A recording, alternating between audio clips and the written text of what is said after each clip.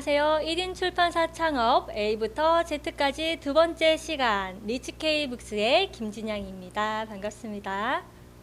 코로나 방역 수칙을 준수하여 지금 촬영에 임하고 있습니다. 자, 아까 1부 잘 들으셨나요? 자, 이번에는 2부에 들어가 보겠습니다. 저희가 어떻게 책을 만드는지 지금부터 이야기를 나눠볼 건데요. 우선은 책을 출판하기 전에 출판 기획서를 작성해야겠죠. 어떤 책을 만들 것인가 이 부분 염두에 두셔야 하고요. 지금 시류에 맞는 책을 빨리 만들기에는요. 사실 큰 출판사가 유리합니다. 대신에 우리 같이 이제 1인 출판을 막 시작하는 분들은 오래오래 읽힐 수 있는 책을 만드는 게 좋겠죠. 그래서 오래 읽힐 수 있는 책을 만드는 것, 그리고 평소에도 베스트셀러를 꾸준히 관찰을 해주세요. 기존 책에서 부족한 점을 내가 만든 책이 메울 수 있는지, 뛰어난 점은 과연 내가 어떤 게 더 뛰어난지 이 부분을 알아야겠습니다. 그리고 오래전에 나온 책이 꾸준히 팔리고 있다면 앞으로도 계속해서 니즈가 있을 수 있거든요. 그리고 포털 사이트의 블로그나 카페, 그 중에 방문자나 회원수가 많고 활발한 곳을 분석해 보는 것도 도움이 되실 거고요. 기획 단계에서부터 마케팅을 고려해야 합니다. 요즘에는 사실 기획도 중요한데 그걸 받쳐주는 더 많은 사람들에게 내 책을 알려서 아, 이런 책이 있구나. 그리고 서점에 갔는데 또 저 책이 보이네. 그런데 매대에 또 지절된 게 보여. 아, 이제 사야겠다. 이 책이 자꾸 내 눈에 보이는 걸 보면은 무의식 중에서 고객분들은 이 책이 요즘에 나랑 인연인가? 라는 생각이 들 수도 있고요. 요즘에 트렌드에 적합한 책인가 보다 하는 무의식 중에 책을 구매할 수 있거든요. 그렇기 때문에 여러분이 독자분들이 어떻게 책을 조금 더 자주 내 책의 이미지를 접하게 할 것인가, 이거를 또 염두에 두는 것 포인트로 말씀드릴게요. 자, 출간기획서 만들어 볼게요. 출간기획서 컨셉 중요합니다. 이 책은 어떤 책인지, 그리고 독자분들이 이렇게나 많은 책 중에 왜 내가 만든 책을 사야 하는지, 그리고 이 책은 누구를 위한 책인지 정해야 합니다. 누구를 위한 책인가요? 10대에서 20대가 주 타깃일 수도 있고요. 20대에서 30대가 타깃일 수도 있습니다. 조금 더 쪼개볼게요. 30대 초반에서 중반까지 여성 이 타겟이 될 수도 있겠죠. 이런 식으로 누구를 위한 책인지 정하고 그 컨셉에 맞게 작가를 발굴한다거나 원고를 집필해 나가야 하는데요. 자, 제목도 중요하죠. 메인 타이틀입니다. 책의 주제, 특히나 제목은요, 판매에 영향을 정말 크게 미칩니다. 그래서 제목을 한 달 넘게 내내 생각하는 경우도 있고요. 저 같은 경우는 감성 글쓰기 책 같은 경우도 이 책을 제목을 뭘로 해야 할까 하고 원고를 쓰면서, 제가 작가도 했다 보니 원고를 쓰면서 책을 만들면서 막바지까지도 디자이너분을 섭외해서 디자인하는 중에 딱 떠오르더라고요. 정말 몇 달 동안 고심을 했는데 이렇게 찰떡인 제목을 정해야겠다 라는 생각이 들었어요. 감성 글쓰기라는 책 같은 경우에는 내가 나를 사랑하기 위한 글쓰기이기 때문에 나를 더욱 사랑하게 되는 감성 글쓰기로 하자라고 정했습니다. 여러분은 책 제목 어떻게 정하실 건가요? 하루 만에 뚝딱 나오진 않습니다. 몇 날 며칠 고민하시고 몇 달을 고민하신다고 해도 한 번 정한 책의 제목이 여러분의 브랜드가 되기 때문에 그 부분 중요하게 생각해 주셔야 해요. 제목이 8할이고요. 표지가 2할이에요. 그렇기 때문에 제목 정말 중요하거든요. 메인 타이틀 꼭 잘 생각해 주시고요. 부제, 서브타이틀입니다. 서브타이틀은 이 제목을 받쳐주는 서브타이틀, 뭘로 할 건지 생각해 보셔야 하고요. 유인 문장이라는 건 헤드카피예요. 책에서 뽑아서 만들어낼 수도 있겠죠. 그리고 목차도 미리 생각을 해놓으셔야 되고요. 예상 독자의 층, 몇 살일지, 여성인지, 남성인지 다 생각을 해보셔야 합니다. 관련 도서도 분석하셔야 되는데요. 해당 분야의 베스트셀러나 신간의 출간이 어떻게 이루어지고 있는지, 그리고 그 책들이 어떻게 판매되고 있는지, 그리고 경쟁 도서의 판매 상황까지도 다 살펴보셔야 합니다. 네, 유사 도서, 경쟁 도서와의 과연 내가 만드는 책은 어떤 차별성이 있을까? 이 차별성 하나 때문에 책을 또 만드는 거겠죠. 저는 그런 생각이 들어요. 이미 책들이 정말 많이 나와 있거든요. 정보의 홍수라고 할 정도로 다양한 책들이 많이 있는데, 그렇다면 똑같은 책을 또 출간한다면 그거는 나무가 너무 아깝지 않나요, 여러분? 그렇기 때문에 내가 유사 도서나 경쟁 도서와는 어떻게 차별성을 두고서 책을 낼 것인가 염두에 두셔야 하겠습니다. 마케팅 수단도 생각해 두셔야 하고요. 제작비, 손익도 계산하셔야겠죠. 이렇게 출간 기획서를 만드시면 되겠습니다. 자, 글 쓰고 교정하기. 원고를 구하는 방법이 정말 다양해요. 근데 직접 쓸 수도 있겠죠. 근데 이 직접 쓸 때 제가 직접 썼잖아요. 속도도 문제가 있고요. 왜냐면 직접 다 하기 때문에 시간이 오래 걸리거든요. 내용에도 한계가 있을 수 있죠. 전문성, 내가 전문가가 아닌데 만약에 어떤 분야의 트렌디한 책을 내고 싶다고 해서 그 책을 냈다 했을 때 과연 전문성에서 인정을 받을 수 있을까? 그리고 작가의 인지도 등에서 한계가 있을 수 있습니다. 그렇기 때문에 많은 분들이 기획 원고를 하거나 투고 원고를 하거나 발굴 원고 혹은 번역서로 책을 출간하는데요.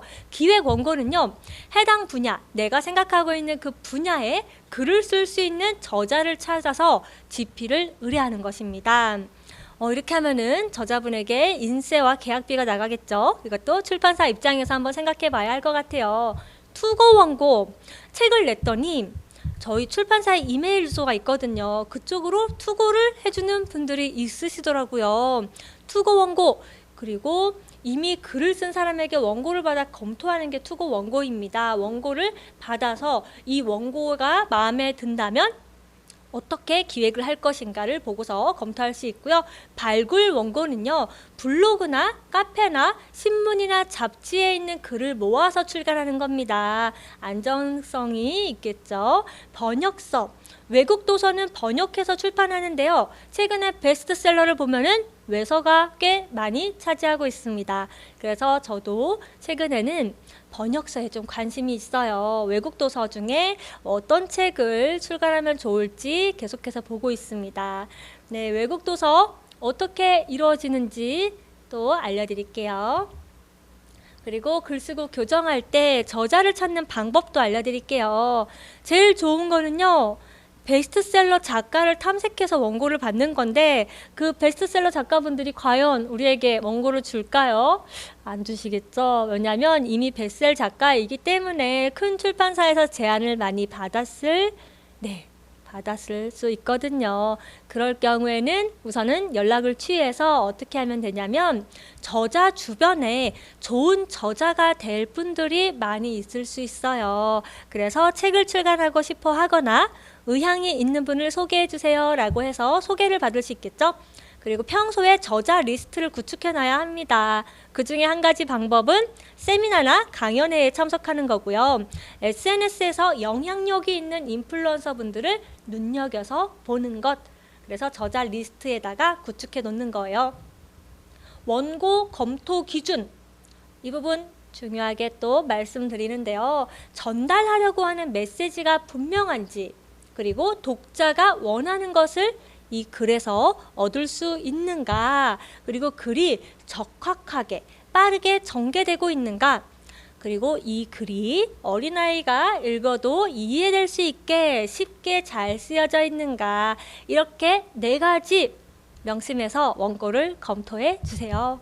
메시지가 분명해야 하거든요. 약간 장황한 글이 또 있을 수 있습니다. 그런데 여기서도 내가 이 작가가 마음에 들어, 이 장황한 글을 내가 잘 고칠 수 있을 것 같아 하면은 계약을 해도 무방하겠죠. 그런데 이왕이면은 전달하려고 하는 메시지는 분명하고 독자가 원하는 것이 어떤 것이고 그것을 얻을 수 있을까, 이게 가장 중요한 것 같아요. 독자분들이 어찌됐든 책 한 권을 구매하기 위해서 돈을 지불하는데 그 돈이 아깝지 않다는 생각이 들게끔 책을 만들어야 하거든요. 여러분 꼭 명심해 주세요. 자, 글 쓰고 교정하기 이야기인데요. 저작권료는 언제 지급하나요? 라는 질문을 많이 해주십니다. 선인세가 있고요. 후인세가 있고요. 매년 정산을 해주기도 하고요. 분기 정산을 하기도 합니다. 인세의 기준은 책값의 6에서 10%로 정해집니다. 특별한 경우에는 6% 이하이거나 10% 이상인 경우도 있습니다. 러닝 개런티라고 들어보셨나요? 만약에 예를 들어 1만 부 이하로 판매됐을 때는 7%로 계약할게요. 하지만 작가님의 책이 1만 부 이상일 경우에는 8%의 인세를 드리겠습니다. 그런데 5만 부 이상 팔리면 9% 드릴게요. 이렇게 러닝 개런티로 가는 경우도 있습니다. 이것도 특별한 경우죠. 사실 인세라는 건요. 출판사와 작가가 정하기 나름이고요. 인세 같은 경우는 출판사에서 먼저 제안을 하는 경우가 많습니다. 그래서 여러분이 작가분을 섭외할 때 이 정도 인세면은 작가분을 모실 때 그래도 괜찮지 않을까 하는 선이 있다면 그 마지노선을 정해놓고 제안을 하는 걸 추천을 드려요. 보통의 경우에는 첫 번째 책을 내는 작가님의 경우 7%고요. 그리고 그 이후에 책을 내는 작가님의 경우 한 10% 생각하시면 되겠습니다. 저의 예를 들자면 첫 번째 책을 출간했을 때 저는 7%의 인세를 받았고요. 두 번째 책일 때는 10%의 인세를 계약했고요. 그 이후에도 세 군데의 책 출판사와 계약을 했는데 그때에도 10%로 계약을 했습니다. 그래서 지금 잘 받을 수 있는 인세는 10% 정도가 되겠다라고 답변을 드리겠습니다. 네, 우리 부디님 아까도 질문 주셨는데 지금 또 질문 남겨주셨네요. 네, 인세도 어느 정도 기준이 있습니다. 그래서 이 기준 생각해 보시고요. 작가가 되실 때에도 마찬가지고 출판사가 됐을 때에도 생각해 보셔야 돼요. 내가 작가로 인세를 어느 정도 받으면 좋을까? 저는 우리 부디님께서 첫 책을 내는 작가님이시라면 7%, 그리고 조건이 좋다면 10%까지도 받으셨으면 하는 바람이 있고요. 출판사 대표님의 입장이라면 최대한 적게 주는 게 출판사에는 많이 남겠죠. 그것 또한 작가님과 함께 조율을 해나가면 되겠습니다. 그리고 교정이 뭐냐고 물어보시는 분들이 있으세요. 교정, 교열, 윤문. 교정은요, 오탈자를 고치는 작업입니다. 그리고 교열은 문장의 주어나 서술어 등의 잘못된 표현을 문맥에 맞게 고치는 일이고요. 윤문은요, 우리가 이해하기 쉽고 읽기 쉽게 문장을 고치는 작업입니다. 그래서 여러분이 처음부터 전문가가 아니기 때문에 이걸 어떻게 해야 할까 고민하실 거예요. 맡길 수도 있겠죠. 하지만 내가 하길 원한다 하시면 한국어 맞춤법 문법 검사기가 있어요. 이거 검색하시면 나옵니다. 거기에 넣고서 복사해서 붙여 넣어서 원문에 대한 글을 고칠 수도 있고요. 네이버 맞춤법 검사기도 꽤 괜찮거든요. 그래서 네이버 맞춤법 검사기 검색하신 다음에 글 교정, 교열 해나가시면 되겠습니다. 띄어쓰기라던가 그런 게 잘 나오는 편이기 때문에 저는 네이버 맞춤법 검사기를 추천드립니다. 그리고 판형에 대해 궁금하셨을 거예요. 이 판형이 무엇인고? 네, 판형. 여러분이 많이 보고 있는 시, 에세이 같은 경우는 468이라고 부르죠. 468, 128에 188 크기입니다. 시하고 에세이, 책 같은 경우 468으로 쓰게 되고요. 그리고 국판도 많이 써요. 그리고 최근에는 신국판이 많이 쓰여 있는데요. 신국판 같은 경우는 1호에 224입니다. 가로 세로고요. 그리고 신국판의 변형도 있어요. 보시면은 일반적으로 사용되는 것에 대해 나와 있죠. 비고 쪽에 보시면 국판 변형, 신국판 변형이 포함이 되겠습니다. 저는 이번에도 468 혹은 또 신국판으로 책을 출간했습니다. 사이즈가 가장 편안하게 여러분이 접하기 좋은 사이즈거든요. 그래서 이거 참고하시면 되겠고요. 분야별 가이드 드릴게요. 자, 소설, 시, 에세이의 경우 판형 148에 210이거나 128에 2210. 그 148보다는 요 128이 조금 더 작겠죠? 근데 이거보다 좀 더 작게 하고 싶다. 128에 188 쓰시면 되고요. 그리고 인쇄, 사도, 그리고 용지는 뭘로 할 것인지 정해야 합니다. 보니까 아트지, 스노우지가 있고요. 아르떼, 랑데뷰, 몽블랑, 레자크 나오죠. 코팅도 정할 수 있어요. 무광으로 할 것인가, 유광으로 할 것인가. 후가공에 에폭시 있고요. 띠지가 있고 자켓이 있고 형압이나 금박 등이 포함이 됩니다. 인쇄는 1도, 2도, 4도가 선택할 수 있고요. 용지는 내부 용지죠. 본문 용지입니다. 80g에서 100g 미색 모조지, 이 미색 모조지 많이 사용하고 있습니다. 그린라이트, 뉴플러스, 스노우 화이트. 면지는요, 책에 보면은 가장 앞 페이지 봤을 때 색깔이 다른 한 페이지 혹은 두 페이지에 종이가 보이실 거예요. 그런 경우는 120g의 밍크지를 일반적으로 많이 사용하고 있습니다. 제본은 무선 제본이 일반적으로 많이 사용되고 있고요. 양장 제본이 있을 수 있겠죠. 그리고 옆에는요, 분야가 심리학, 교육학, 철학, 문학록, 역학입니다. 판형이 달라요. 그 외에는 비슷하게 보실 수 있겠습니다. 판형에 따라, 그리고 분야에 따라 책이 달라질 수가 있어요. 이 부분 참고해 주시면 되겠습니다. 이제 용지에 대해서 여러분과 이야기를 하려고 해요. 저는 용지가 처음에 조금 어렵게 느껴졌거든요. 그런데 인쇄소 가면은 가이드 다 주세요. 그래서 그 중에 내가 고르면 되고요. 잘 모르겠다 하는 분은 평소에 많이 사용되고 있는 용지를 사용하시면 되겠습니다. 자, 미색 모조지는요, 책의 본문에 여러분 자주 보는 책, 가장 많이 사용되는 게 바로 미색 모조지입니다. 이 기존의 백색 모조지 같은 경우는요, 눈이 쉽게 피로해지는 단점이 있습니다. 그래서 이 부분을 보완한 종이가 바로 미색 모조지입니다. 주로 80g이거나 100g을 많이 사용하고요. 그린라이트, 이름부터가 뭔가 눈에 피로가 덜할 것 같죠. 무게가 가볍고 눈에 피로가 덜한데요. 기존 종이보다 20% 정도 가볍고 약간 거친 질감이 있어요. 그래서 친환경적인 느낌을 주는데요. 색 발현력이 떨어져서 컬러 인쇄에는 적합하지 않고요.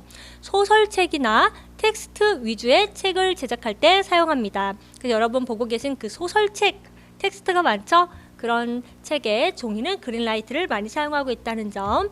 그리고 뉴플러스지입니다. 이거는요, 인쇄 품질이 굉장히 우수해요. 그래서 글보다는 사진을 강조하고 싶을 때 사용이 되고요. 백색이고요. 용지 자체에 광택이 있어요. 어떤 책에 쓰일까요? 바로 여행기, 요리책, 학습지에 사용이 됩니다. 자, 스노우 화이트. 종이의 색감이 눈과 같이 희고 포근한 느낌을 주는데요. 무게감이 있어요. 그래서 브로셔, 카탈로그, 미술전, 잡지에 사용이 되고 있습니다. 용지 참 재밌죠. 자, 이번에는요, 용지 중에 아트지 얘기할 거예요. 아트지는요, 색상 표현이 우수하고 탄력성도 있어서 고급스러움을 한층 높여줍니다. 어디에 쓰일까요? 여러분 생각하는 바로 책표지. 책표지에 250g을 사용합니다. 자, 아르떼는요, 특수 코팅 처리가 돼서 종이 본연의 촉감을 느낄 수 있어요. 은은한 색상으로 섬세함과 고급스러움을 표현할 수 있고요. 무광 코팅에 후가공, 에폭시를 진행하는 경우에 일반적으로 아르떼 210g을 사용합니다. 자, 크라프트지 여러분 아시죠? 표백을 하지 않은 친환경적인 종이. 100% 천연 펄프가 사용되고요. 고급 인쇄 용지로 분류가 됩니다. 자, 면지는요, 아까 제가 설명드렸죠? 책의 표지를 딱 열었을 때 바로 앞부분에 나오는 게 바로 면지예요. 책 표지와 본문을 이어주는 종인데요. 제본을 튼튼하고 안정시키기 위해 사용이 됩니다. 자, 책 제작 비용, 관리비 과연 어느 정도 들까요? 한번 계산해 봤는데요. 인쇄 제작비 포함되는 건 종이값과 인쇄비, 출력비, 후가공 등이 포함돼요. 한 400 정도. 그리고 디자인 비용, 표지 디자인, 내지 디자인 했을 때 200. 제가 어저께 끝냈던 디자인의 비용이 수정도 원하는 만큼 수정을 했어요. 그랬더니 딱 90만 원 정도 나오더라고요. 89만 원 정도. 네, 그게 바로 표지랑 내지 합친 금액이었어요. 그래서 좀 저렴하게 진행을 원하시면은 디자이너분을 구하는 방법 이따 알려드릴 거거든요. 그때 가격 보시고 내가 이 정도면은 괜찮을 것 같아 하는 분이 있으시다면 진행을 하시면 되겠죠. 그리고 편집비는 편집자의 인건비 200만 원 정도 생각하시면 되고요. 마케팅 비용은요, 자체 홍보로 가능할 수 있겠습니다. 물류비, 물류 창고 업체 비용이에요. 월 10에서 30만 원 정도 나가고요. 지금 제가 이용하고 있는 창고 같은 경우는 월 10만 원, 부가세 포함해서 11만 원 정도가 나가고 있고요. 이전에 이용했던 물류 창고의 경우에는 월 30만 원 정도가 나갔습니다. 이것도 천차만별이에요. 물류 창고 업체마다 비용이 다르기 때문에 꼼꼼하게 잘 알아보시고, 내가 아직 1인 출판이기 때문에 지금 보관할 물량이 많이 없죠. 그럴 때에는 물류 창고의 비용을 줄이는 것 또한 현명하다고 말씀을 드릴 수 있겠습니다. 월 10만 원 정도면 부담 없이 쓰시기 괜찮겠죠. 잡비와 유지비, 식비, 소모품, 교통비, 통신비 등등 월 50 정도 생각하시면 되고요. 소사무실 이용해서 사무실 임대료 월 30에서 50이라고 측정을 해놨지만 저는 얼마 쓰고 있다 했죠? 월 33,000원에 소사무실 이용하고 있습니다.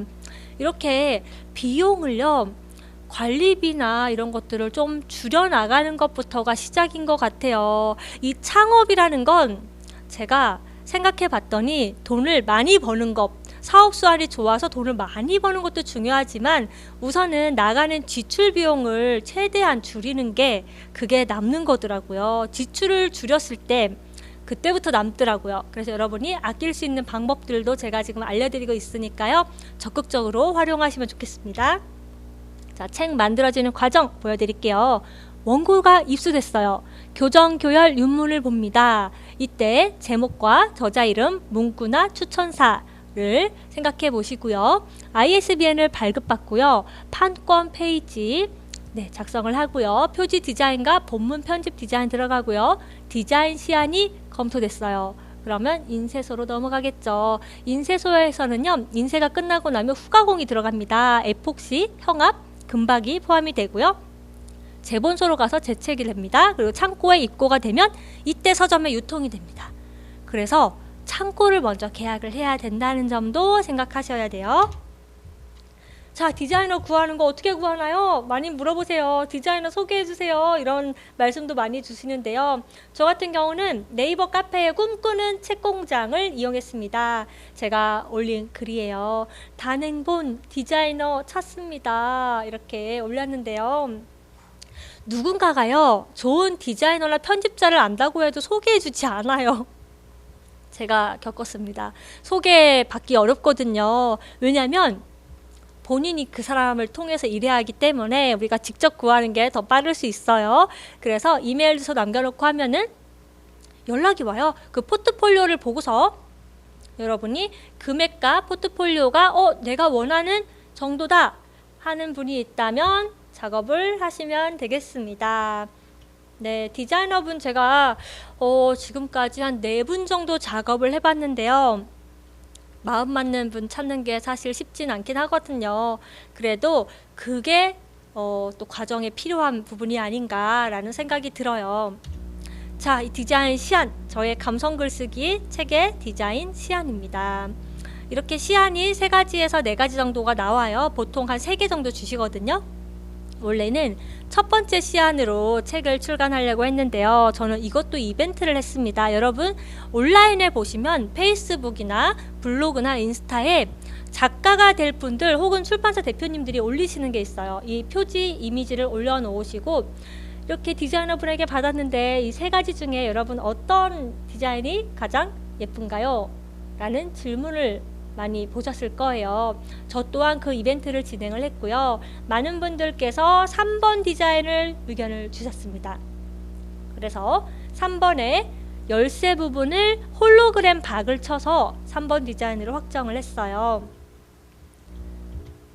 그리고 인쇄 종류 말씀드릴게요. 책은요, 인쇄 품질이 매우 중요합니다. 인쇄가 책에서 지금 생각해보면 원고도 중요하죠. 그런데 인쇄도 중요하고 하나가 안 중요한 과정이 없어요. 근데 책은요, 인쇄로 보여주는 방식이기 때문에 여러분이 인쇄소 잘 선택하셔야 합니다. 인쇄 과정에서 중요한 점은요, 인쇄 비용과 인쇄의 품질, 그리고 내가 원하는 일정에 맞춰줄 수 있는가, 이 부분입니다. 자, 옵셋 인쇄가 있고요. 이건요, 편집한 원고를 필름판에 먼저 출력한 다음에 종이에 인쇄하는 방식인데요. 인쇄 품질이 상당히 우수하고 다양한 색을 정교하게 구현해낼 수 있습니다.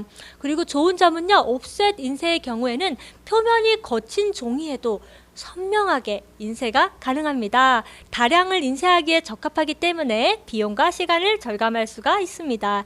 일반적으로 가장 많이 이용되는 평판 인쇄 방식이고요.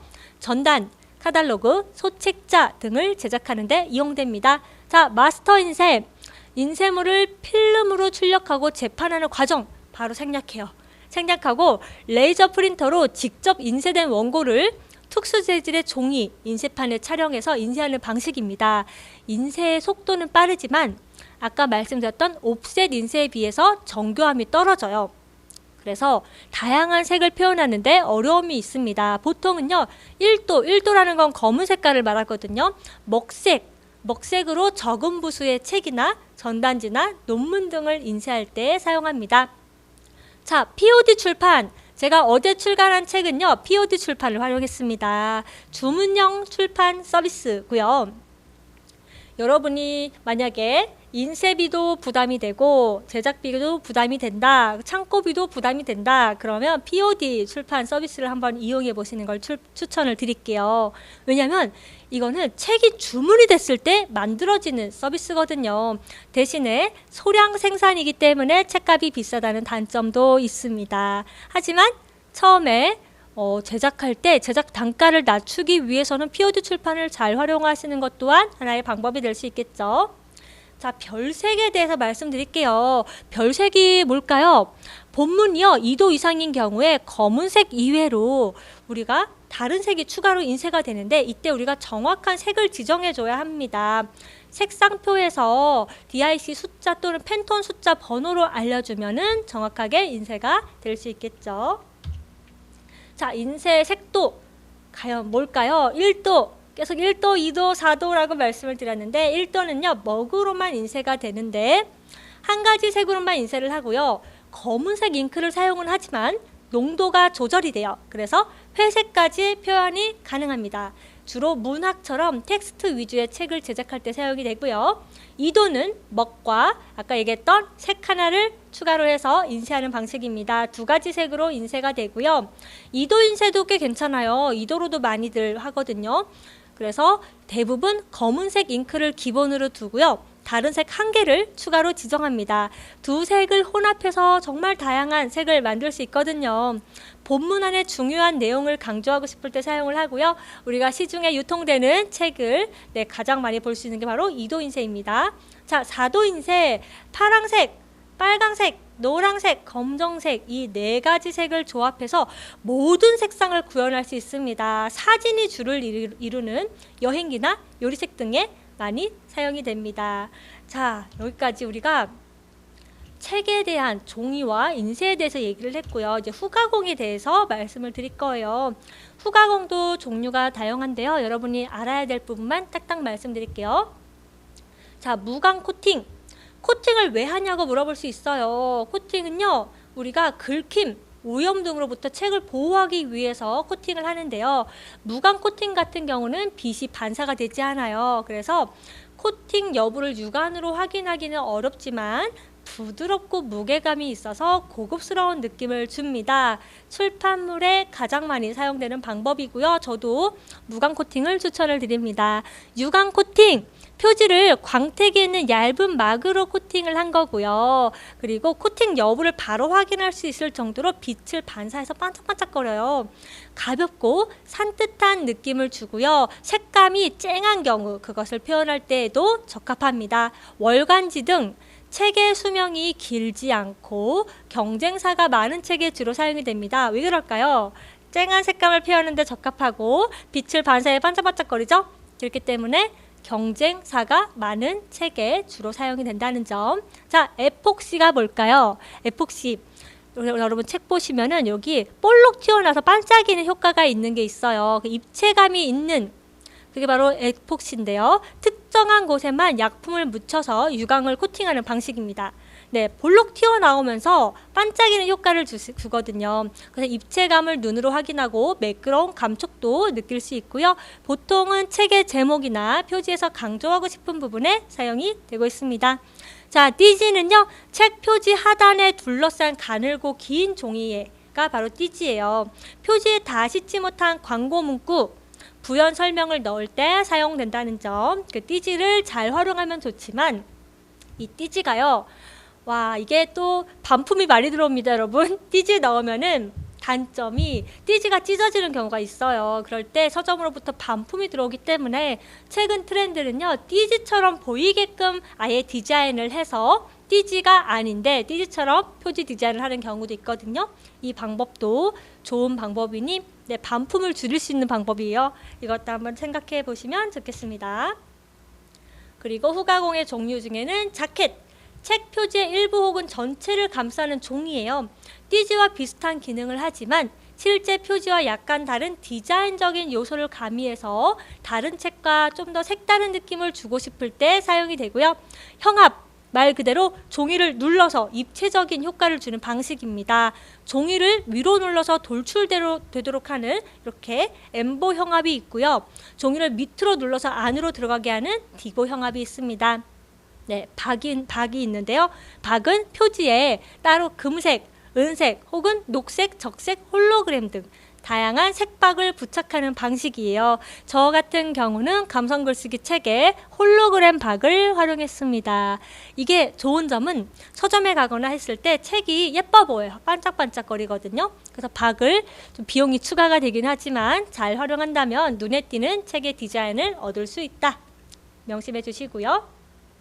스크래치 같은 경우는 잘 활용이 되고 있진 않아요. 그런데 만약에 여러분이 이벤트를 하고 싶다면 추첨권이나 쿠폰 등에 주로 사용하는 방법이거든요. 그래서 독자에게 스크래치 속 내용에 대한 궁금증을 유발하고 표만을 긁었을 때 노출되게 하는 방식, 이런 것도 있다 하고 알고 계시면 되겠습니다.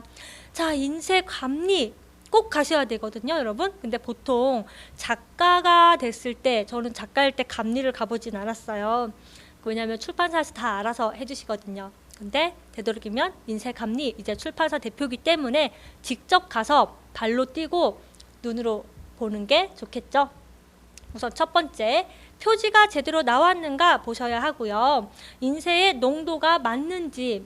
근데 이게 처음 가서 봤을 때 이 인쇄 농도가 맞는지, 이 컬러가 맞는지 알 수가 없어요. 그럼 어떻게 하느냐? 디자이너분과 함께 부탁을 드려서 동행하는 방법이 있겠죠. 그리고 2도 인쇄의 경우에 우리 별색 아까 말씀드렸죠? 그 색상 표현이 정확한지 보셔야 하고요. 얼룩은 없는지, 그리고 선명하게 인쇄가 잘 되었는지 보셔야 하고요. 본 인쇄에 들어가기 전에 우리가 가제본을 요청하는 것 또한 사고를 줄일 수 있습니다. 저는요, 가제본으로 봤어요. 그럼에도 인쇄사고가 터지더라고요. 가제본은 인쇄소에 말씀드리면 되고요. 네, 한 5만 원 정도가 들어갔습니다. 그리고 인쇄 사고가 터졌다. 이런 경우에는 인쇄소에 문의를 먼저 하세요. 그리고 어떻게 해결하면 좋을지 같이 상의를 하고요. 인쇄 사고를 해결하는데 추가 비용이 많이 드는 경우에는 누가 부담을 할 것인지 이 부분이 논란이 될 수도 있습니다. 네, 제가 감리 갔을 때 사진이고요. 아, 인쇄 사고가 터지는 바람에 옆에 있는 책 보이시죠? 전부 다 폐기했습니다. 네. 이것 또한 잘 해결이 됐습니다. 저희 인쇄소 그리고 그리고 디자이너분 이렇게 셋이서 같이 책임을 졌어요. 굉장히 그래도 잘 해결이 된 케이스고요. 웬만하면 사고가 안 터지는 게 베스트겠죠? 네, 그리고 여러분 아까 계속해서 누누이 말씀드렸던 창고 계약 왜 해야 하나요? 네, 왜 해야 하냐면요. 물류 업체가 없을 경우에 서점에서 신규 거래 계약을 하지 않아요. 그렇기 때문에 꼭 해야 합니다. 보통 이렇게 생각하는 분이 있어요. 그냥 택배로 집에서 보내면 안 되나요? 근데 안 돼요. 왜냐면 서점에서는요, 우리 배본사라고 하거든요. 출판 물류 대행 업체에서 한꺼번에 책을 받아요. 그렇기 때문에 여러분이 꼭 참고 계약을 해야 합니다. 물류 업체는요, 출판사에 책을 보관을 해주고요. 출고 요청 시에 서점으로 배송을 해줍니다. 출고 요청은 관리 프로그램이 있어요. 그거 이용해 주시면 되고요. 반품된 책도 수령해서 보관해주고 재생도 해줍니다. 꿈꾸는 책공장 카페에서 정보를 얻거나 지인 소개로 계약하시면 좋고요. 많이 이용하는 곳 한강물류라는 곳을 많이 이용하고 있습니다. 저도 지금 한강물류 이용하고 있습니다.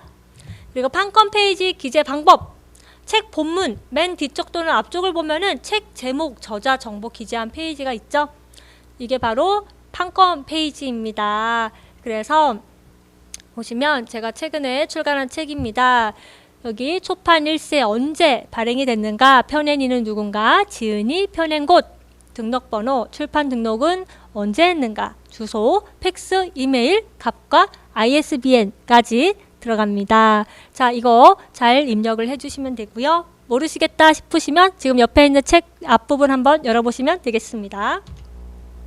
자, 서점과 신규 계약하러 가볼까요? 서점의 신규 계약 서류가 달라요, 서점마다. 그렇기 때문에 우리가 해당 서점의 인터넷 사이트 하단에 있는 신규 계약 담당자 연락처를 찾아서 준비해야 할 서류를 확인해 주시면 되겠습니다. 교보문고고요. 가장 아랫부분에 보시면 협력사 여러분 보이시죠? 클릭해 주시면 되고요. 협력사 여러분 클릭했더니 이런 게 나옵니다. 종이책 거래 안내, 신규 거래라고 나와 있죠. 이 부분은 참고하시면 되고요. 보시면 담당자가 있어요. 담당자분에게 연락을 하시면 되겠습니다. 저는 이메일을 보냈어요. 그래서 종이책 신규 계약, 계약 관리라고 나와 있죠. 여기 연락처도 있고요. 이메일도 있는데 전화하셔도 친절하게 잘 알려주십니다. 그리고 서점과 신규 계약은 어떻게 하나요? 자, 신규 거래 신청 등록, 사업자 정보, 도서 정보 등록하시고요. 사업자 등록증 사본과 통장 사본 파일을 첨부하시면 되겠습니다. 네, 그리고 전자계약서가 이메일로 와요. 거기에 전자서명 하시면 되고요. 이렇게 와요. 이거 예스24거든요. 이 메일을 보시면은 메일 회신, 자, 구비서류 요청을 해주셨어요. 사업자 등록증, 통장 사본, 그리고 공인인증서의 종류를 확인해 주세요. 그리고 이렇게 딱 보시면 여기에 공급률이 있죠? 60%. 그래서 전자계약은 보시면 사인오케이라는 사이트를 통해서 전자계약을 했습니다. 이런 식으로 이메일로 소통이 됩니다. 그리고 중요한 부분이죠. 책 출간 이후의 마케팅, 그리고 관리. 우리가 보도자료를 작성을 해야 돼요. 열심히 만들었는데 이 책 알려야죠. 그래서 여러분이 보도자료 같은 경우는 책이 완성되기 전까지 작성을 해 놓으시고요. 각 언론사의 신간 도서를 알리기 위해 보도자료를 잘 작성해야 합니다.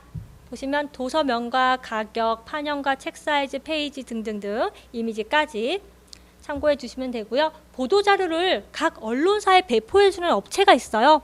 북PR 미디어입니다. 신청 시 해당 업체가 출판사로 직접 방문해서 책과 자료를 수거해 가는데요. 각 언론사의 기자 리스트를 제공하고요. 리스트에서 책을 받을 기자를 골라서 체크를 할 수가 있어요. 그렇게 체크하고 결제를 하면 각 언론사 기자들의 책상 위로 배달이 됩니다. 근데 생각해 보세요. 얼마나 많은 책이 이 기자님들에게 배달이 될까요?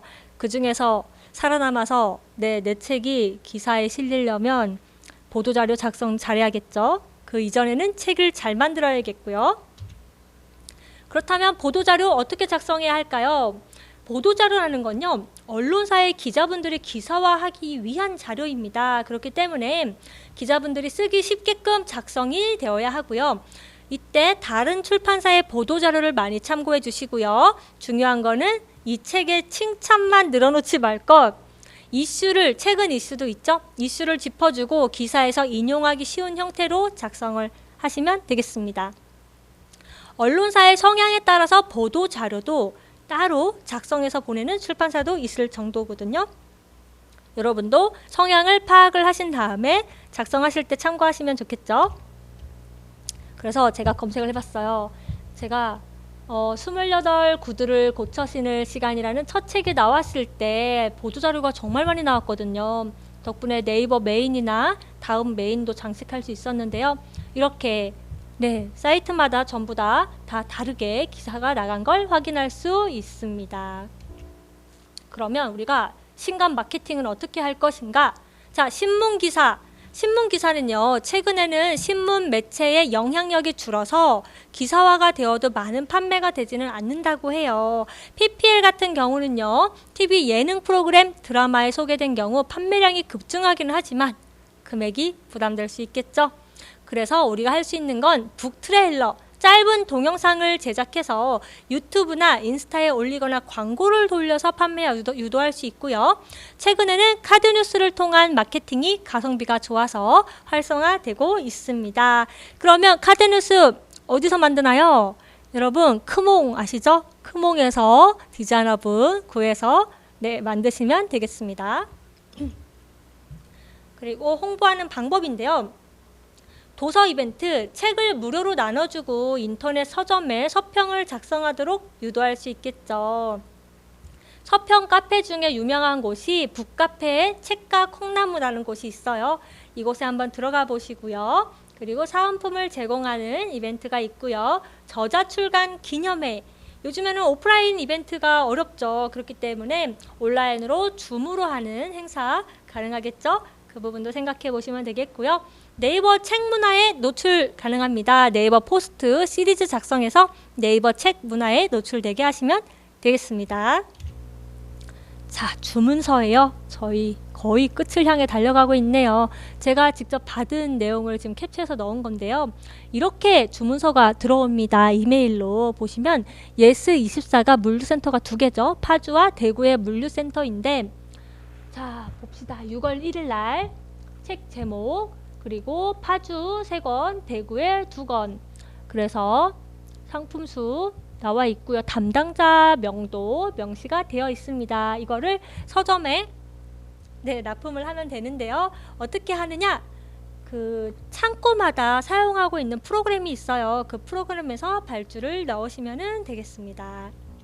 자, 근데 우리 끝이 지금 다가오고 있어요. 책을 팔았어. 그렇다면 장부를 대조하고 이제 수금을 해야죠. 서점에서 돈을 바로바로 주는 게 아니거든요. 장부 대조를 하고 나서 그 이후에 입금이 됩니다. 자, 출판사는요, 매월 서점에 공급한 책의 종류와 부수를 결산해서 장부를 서점에 통보하는데요. 물류업체에서 제공하는 프로그램 활용하면 매월 공급 수량, 반품 수량 쉽게 확인할 수 있겠죠. 월말이 가까워지면은 각 서점에서 정상 관련된 안내문이 팩스로 옵니다. 출판사의 장부, 서점의 장부가 일치하는지 확인하는 건데요. 각 서점의 SCM에서 확인할 수 있습니다. 자, 여기 보면은 SCM, 협력사 네트워크예요. 아이디가 사업자 등록번호고요. 자, 한번 들어가 볼까요? 자, 이렇게 팩스가 옵니다. 예스24랑 알라딘 팩스가 왔어요. 그래서 어떻게 세금 계산서 발행을 해야 하는가가 나와 있습니다. 이렇게 정리를 해볼게요. 월별 정산 조회 보시면은 와우, 155만 4천원. 네, 꽤 많이 들어왔어요. 이게 맞는지 체크하시고 오케이 됐을 때, 맞아 떨어졌을 때 그때 세금 계산서 발행하시면 되고요. 아까 제가 출판은 뭐라고 했죠? 면세입니다. 그래서 면세 사업 세금 계산서로 잘 발행을 하시면 되겠습니다. 와, 이렇게 달리다 보니까 또 1시간이 훌쩍 지나가네요. 우리 부디님 좋은 정보 감사합니다. 대표님 하셨어요. 네, 여러분 어떠셨나요? 오늘 출판에 대해서 A부터 Z까지 꼼꼼하게 나름 알려드리려고 준비 많이 했는데 좀 잘 따라오셨을지 도움이 많이 됐을지 모르겠습니다. 도움이 많이 됐으면 좋겠고요.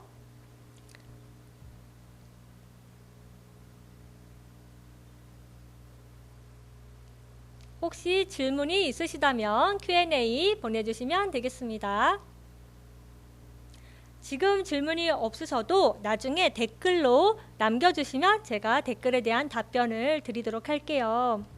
아마 직접 해보시면은 이 부분이 강의 때 분명히 들었는데 잘 모르겠어 하는 부분이 있으실 수 있어요. 그런 부분들 남겨주시면 제가 답변 드리도록 하겠습니다. 네, 여러분 지금까지 리치케이북스의 김진양 대표였습니다. 함께 해주셔서 정말 감사드립니다.